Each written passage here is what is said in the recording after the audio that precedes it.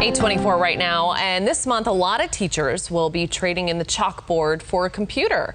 Heidi Fogelsong spoke to an expert to get some tips on how to make the transition from physical to virtual teaching.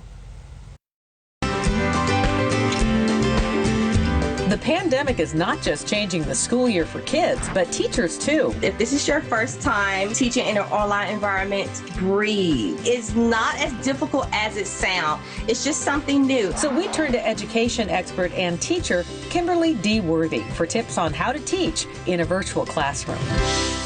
First, get techy. Each online classroom uses a different platform. Some schools decide they want to use Zoom, some use Skype, and some schools have their own internal platform. So you need to get familiar with that before class. You do not want to be in your classroom and this is your first time using it.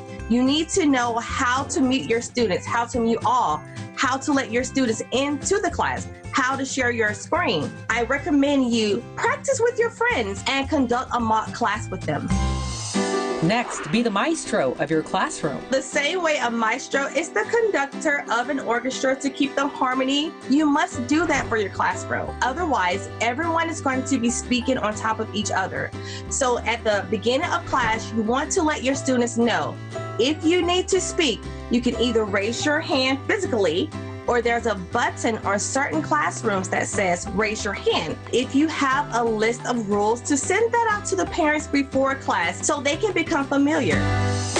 Her third tip, smile for the camera. In a brick and mortar classroom, there are not cameras on you 24/7. So you have to be mindful. Everything you do is on tape. So I know kids can be kids. All kids are not behaved properly, but you have to understand, in an online classroom, there is no principal's office. There is no detention. So never lose your cool. When things get tough, just take a minute and smile and then reiterate your expectations.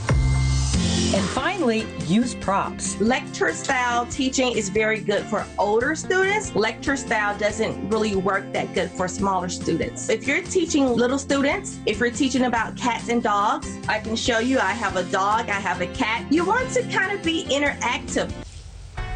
All right, some